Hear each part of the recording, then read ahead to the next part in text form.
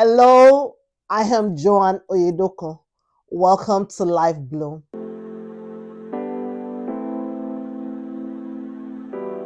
Creating awareness about endometriosis. It's also a channel to foster honest conversation about relationships and explore the role of faith in navigating life challenges. On this channel, we're going to be sharing our insight, real life story, honest advice to empower individuals living with endometriosis and infertility. So today, I'm just going to share my story of how I went through endometriosis for more than 20 something years, how I discovered it, what I went through, and the whole journey, and how I got to where I am right now. So I want you to sit back and relax.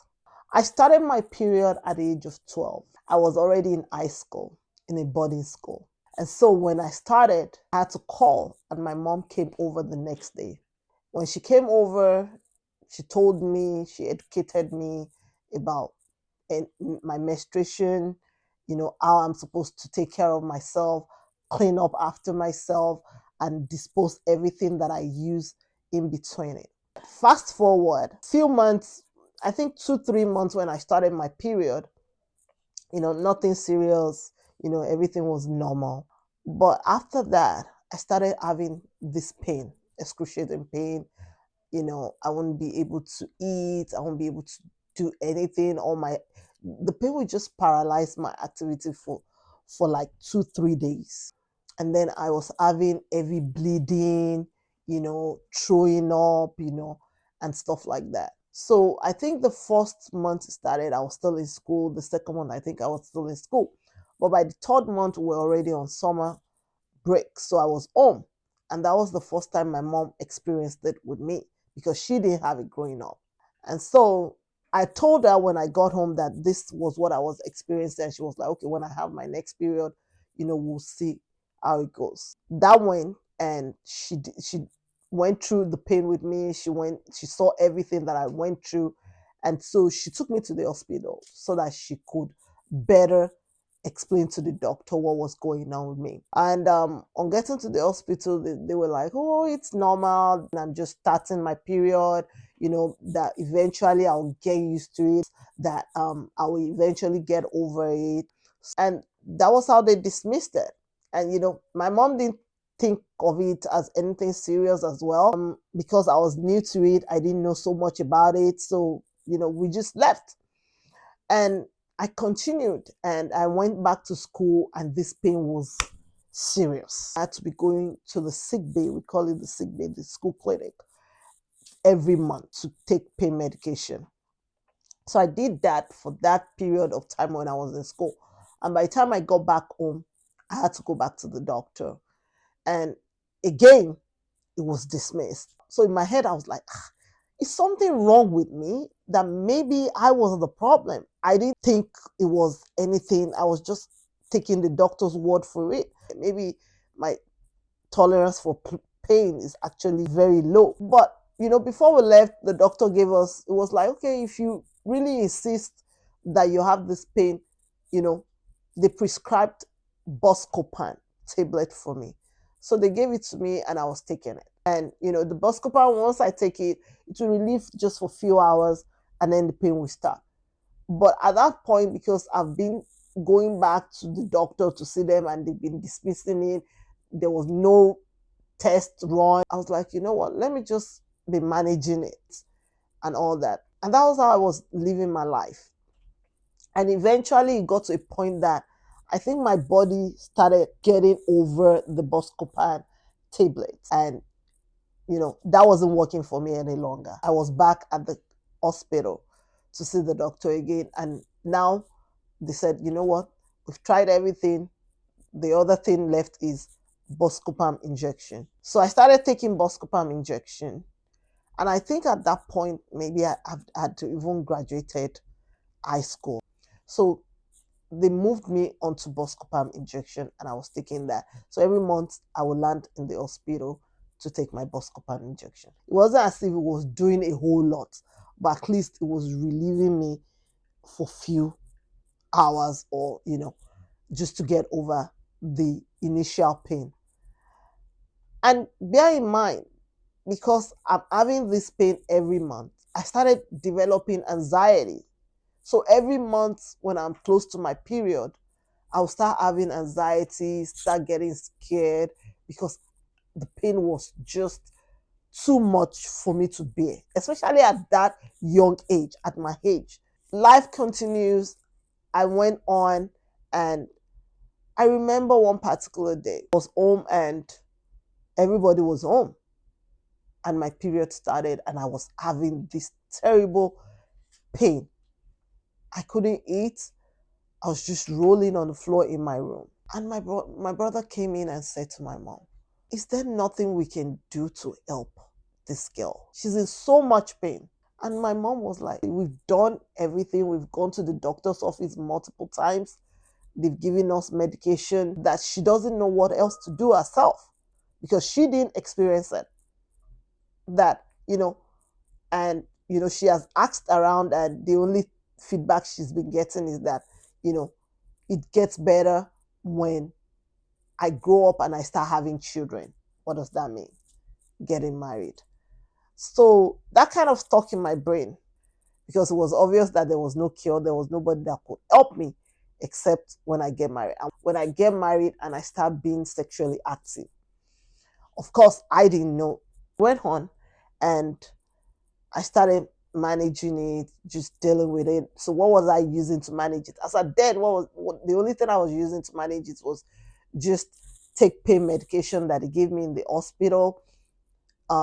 Sometimes I take over-the-counter medication like paracetamol. Then I was in Nigeria. I'll take paracetamol, and then I just take multiple showers during the course of the day because that it just as something that it does to my body and makes me feel relief. So that was how I was managing it. A church girl, and the bedrock of my life is faith, and that was where I was born into. That was what I was born into, and that was how I grew up. I know God as just the foundation of our family and everything. So as I was managing it, I was also praying. I was like, okay, maybe if there's no medication, there's no cure for it, maybe prayer would do. So I was praying and everything, fasting and all the 9 yards. So fast forward, I met my husband, we dated, finally got married. And in my mind, I was like, oh, yes, yes. Now I found the cure.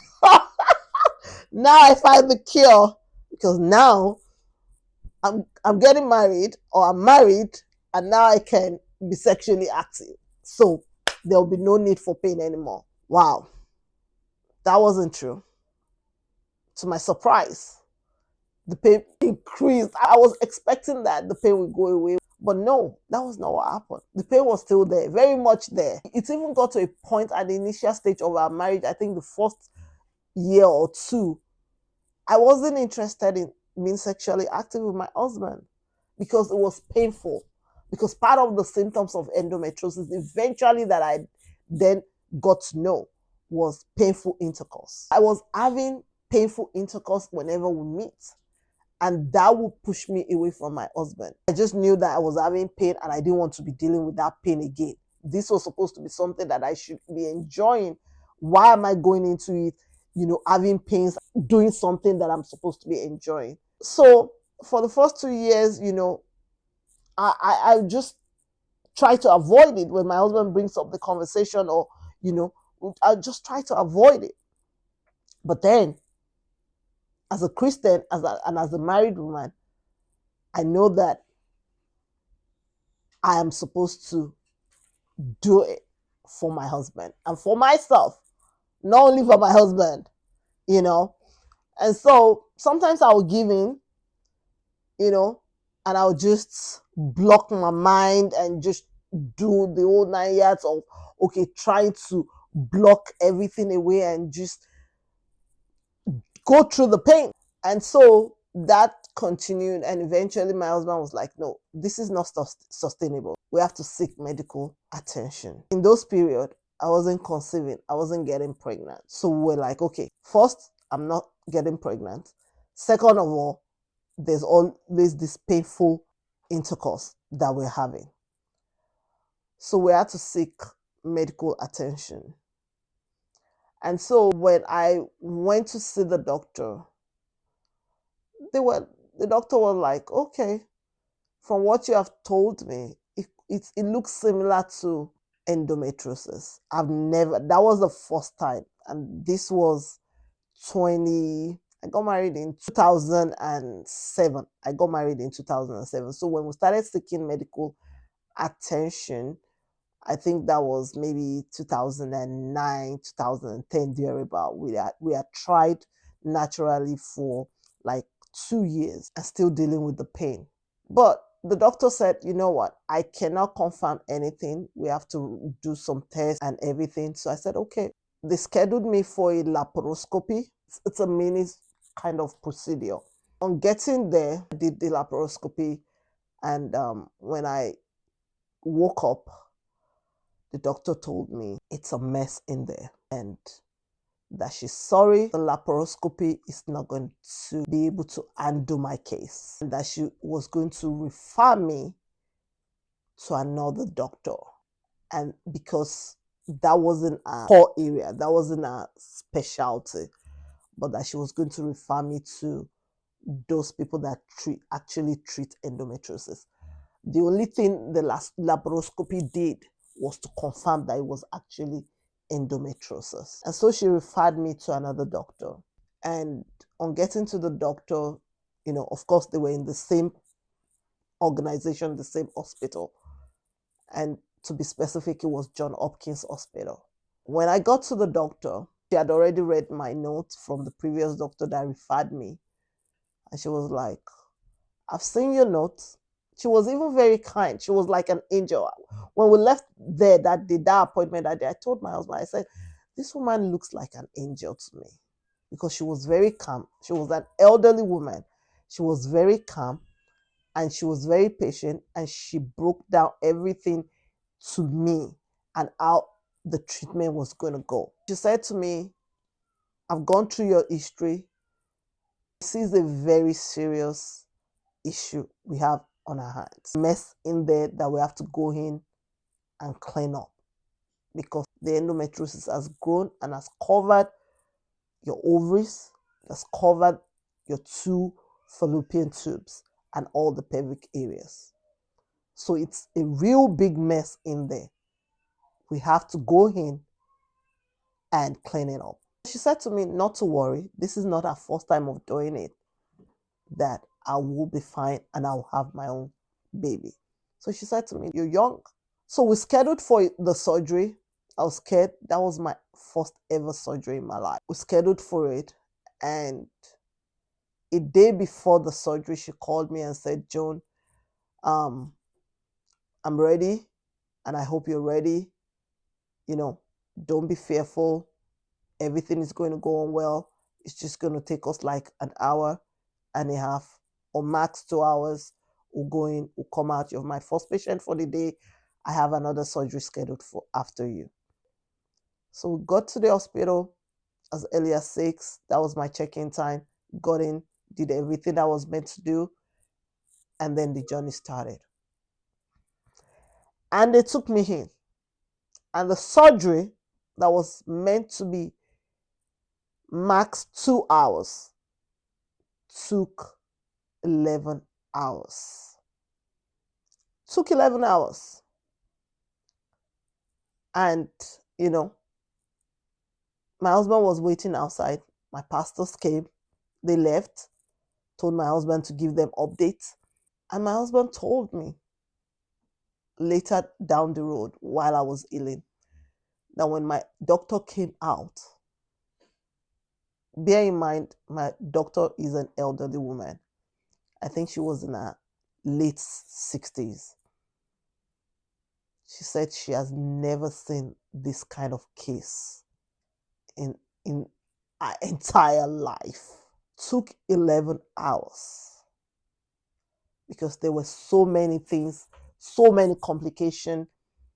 The the growth did not only affect my ovaries, my tubes, and the pelvic area, it also affected my digestive organs. It has grown all over the place, so they had to go in bit by bit, trying to. It's like something as they're trying to untangle.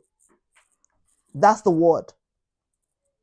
And because these are delicate organs, they have to be patient.